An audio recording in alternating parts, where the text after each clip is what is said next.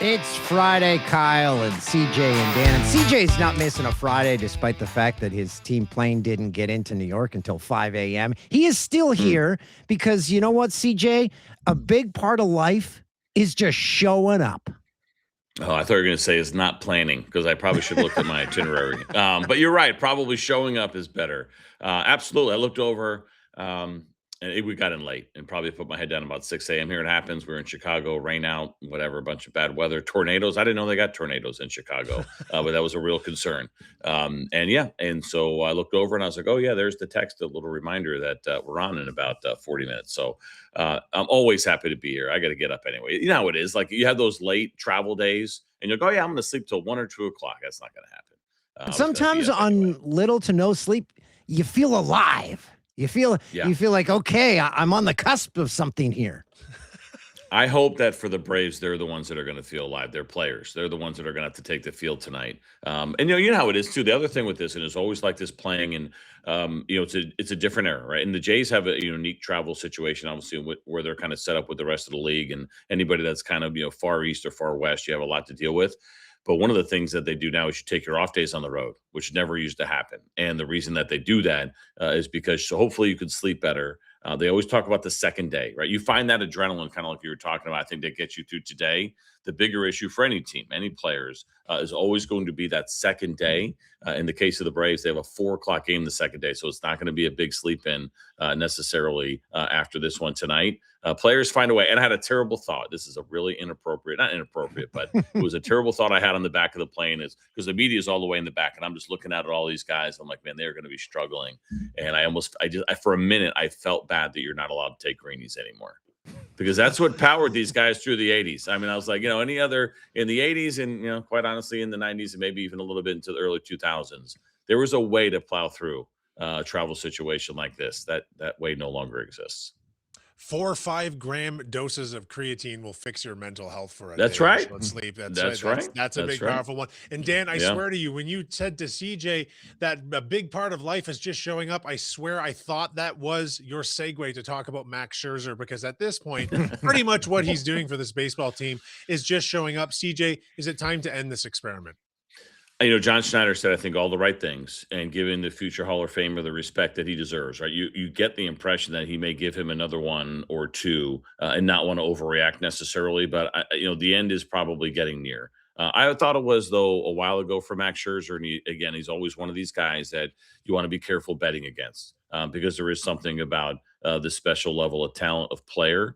But it always eventually catches up with you. I think with the Jays playing from behind, which unfortunately has been most of the case this year, it could be. It sounds like they'll give him another one. We'll see what Shane Bieber looks like. He's getting a lot closer. So I'm not going to say that it's time to pull the plug necessarily on Max Scherzer. It sounds like at least John Schneider's not ready to do that just yet. But there's probably going to have to be some drastic changes. He's going to have to look a little bit better. Like physically, he says he feels good. He's not in pain. That's good. The stuff feels pretty decent. Is it going to be enough, though, to get big league hitters out right now? That is going to be the big challenge. So I'm not ready to pull the plug, but probably a pretty short leash going forward. But there is a way they can handle it discreetly. Say, okay, you've got some shoulder pain, and then you just fade off into the distance. Because if you see a boxer at his age get into the ring and they're getting someone has to step in and say, okay, you've had enough. Let's end this. But there's got to be a soft landing for him where he's not embarrassed. Yeah, hopefully. Right. And that's the other thing. And you'd like to think that'd be a possibility. But some of these guys, as we know, they're so competitive that it is difficult to accept that at times. And we've seen like very few players walk away from this game on their own terms. Right. Even some of the greatest go down fighting, which, again, you appreciate that about the player. But ultimately, is that what is best for the team? And it's a tough spot to be in. These are chances you take. We know how excited Max Scherzer and his family was to come back to Toronto, right? That was a big deal this past offseason. And there's a human element to this thing. But there also is something, I don't want to say to being an ice cold, general manager or president of baseball operations, but sometimes you do have to make really difficult decisions with players that you respect a lot that you don't want to. And you just kind of keep your fingers crossed. One, of course, you got to handle it professionally and just hope that it is received well on the other side. So to your point, if you can kind of do it the right way, at least whenever we get there, that he's going to be accepting of it. And he is an ultimate competitor. He is up there with some of the most competitive I've ever seen or ever covered, and that's what makes it a little bit more challenging. CJ, you mentioned very briefly Shane Bieber. He just recently had a very strong rehab start. Savage is back in the lineup. He seems to be clicking on all cylinders for the most part. Obviously, Dylan Cease came back and had an amazing start after his brief injury stint. And Alejandro Kirk is on the verge of rejoining the lineup of this team. It Mm. seems as though the battery for this team is starting to look more like what they had pictured preseason. What does that say for this team moving into the middle portion of this season and their prospects to turn this thing around?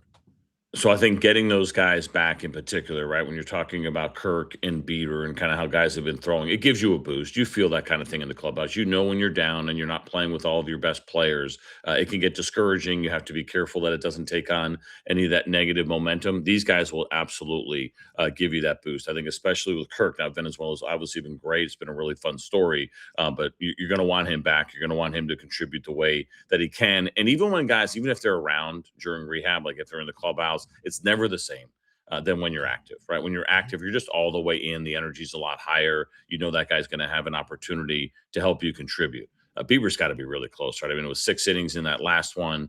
We're now 4 rehab starts into this thing. I mean, if you can get to 6 in a rehab start, for me, it's time.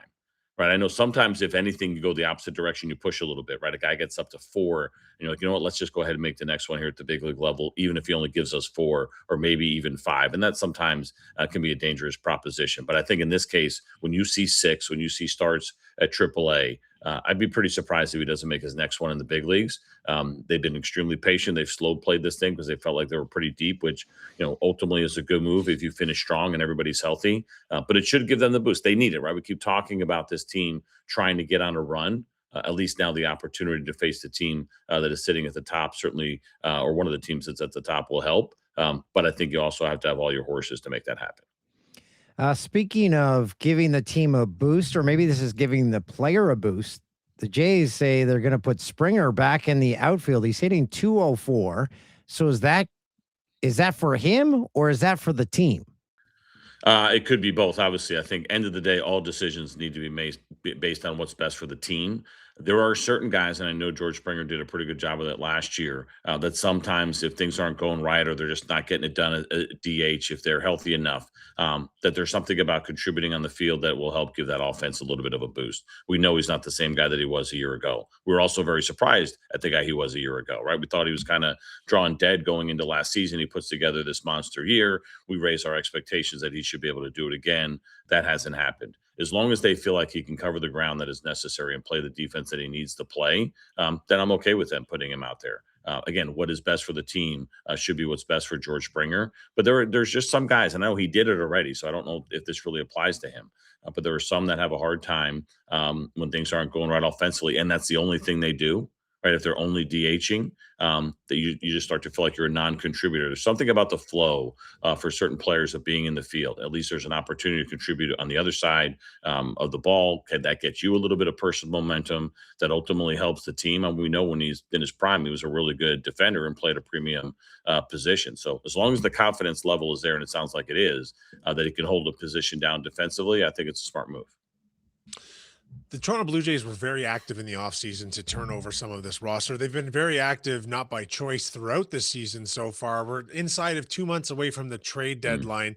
I mean, with all these guys coming back off of injury, it's kind of a wait and see approach. But if this ship doesn't turn around, is there any chance they're sellers or they're looking to move pieces or try and land a big fish like Scooble somewhere in there? Yeah, it's an interesting one. I don't know about Scooble. Scooble, I know everyone's going to be excited about him potentially getting traded.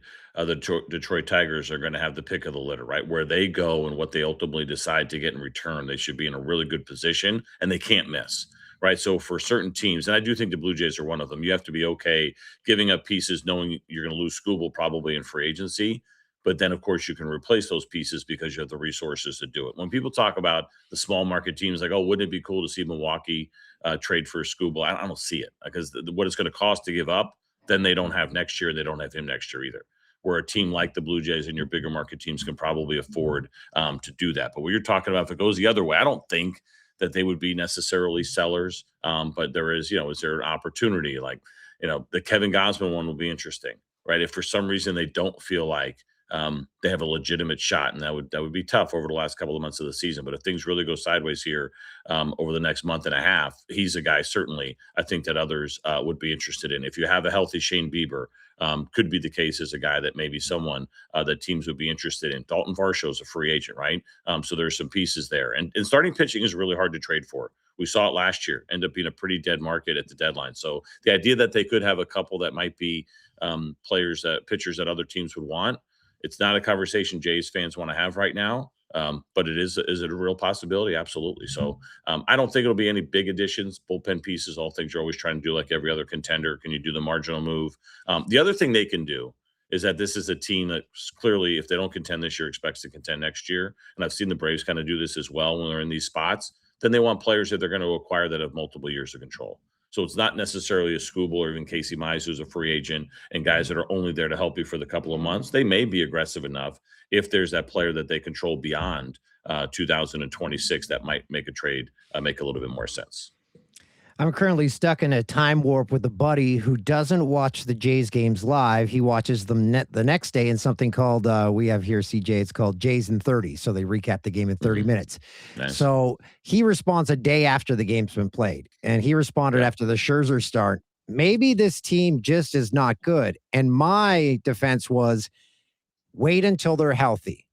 How long, when this team is healthy, do we give them to say, okay, now show us what you got? A month?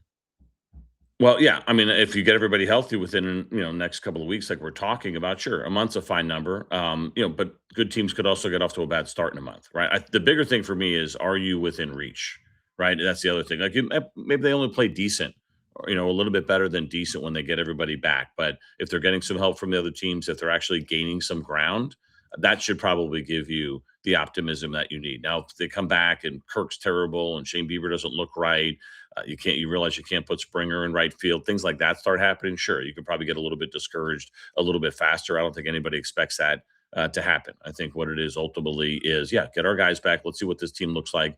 They don't have a lot of time, but give them a little bit of time to kind of gel here a little bit.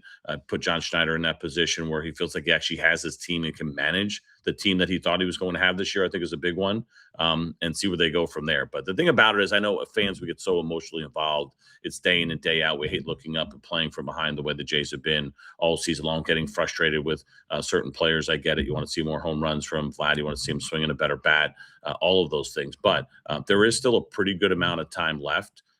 Just gain a couple of games every couple of weeks, and I think they'll be in a decent enough spot where then they can put themselves in a position to go on that run. It's an interesting year in the American League, right? That's the other part of this thing, is that I think for a lot of teams that are looking around, wondering about, is this team going to be competitive or not? And then you get caught up in the idea of like, well, you know what?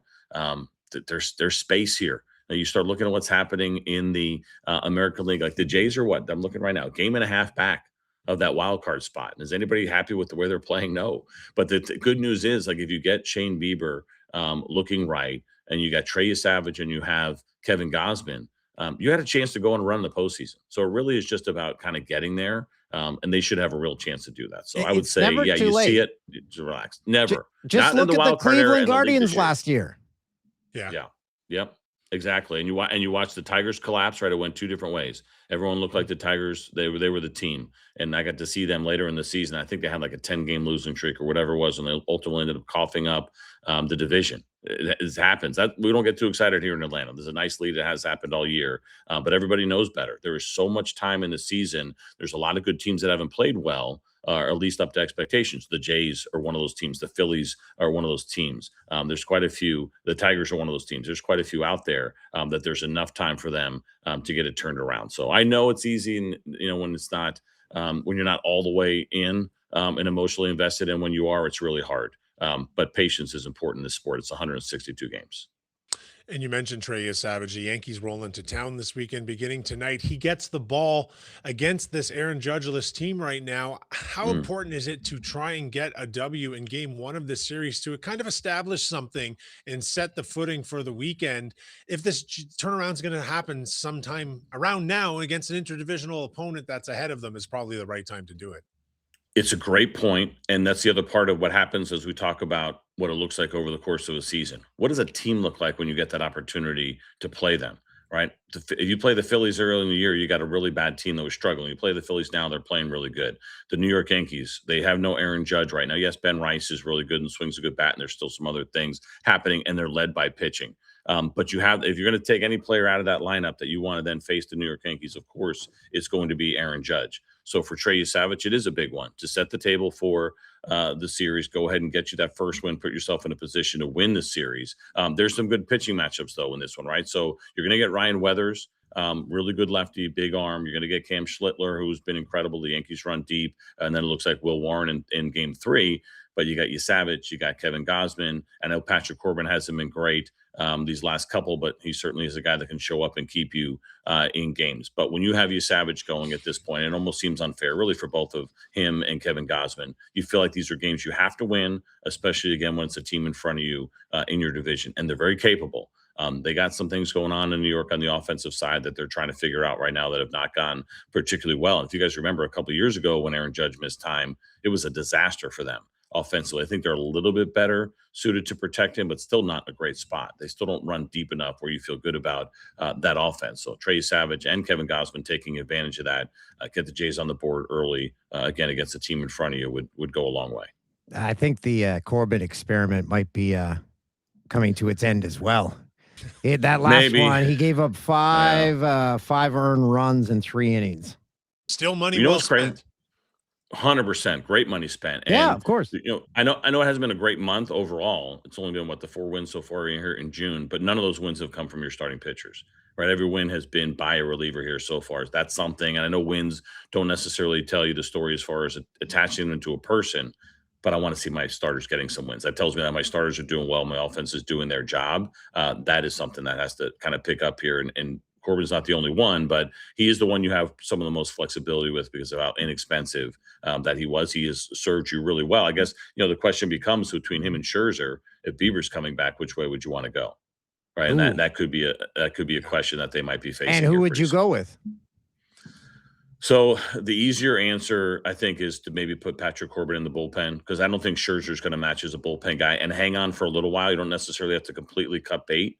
You might, but you don't have to. And put him potentially in the bullpen and kind of serve that longer role or to back up a guy like Shane Bieber when he first comes off the IL and you leave Scherzer in, and then you can adjust accordingly. Because, again, it sounds like John Schneider is going to give Max Scherzer at least one more start and maybe a couple of more starts. And if those don't go well, you'd like to at least be able to lean on Patrick Corbin if you need to bring him back. And it's some patchwork until you either make a trade or somebody else in the organization makes those starts. So I don't think it's a complete trade out in the sense of it's a release if that's going to be the case with Corbin, but maybe he goes into the bullpen when Bieber comes back. And then you figure it out from there. Okay, CJ, you got to get back to bed and we got to get on with our Friday. So enjoy the weekend. I appreciate it, guys. Always great to see you. Ciao.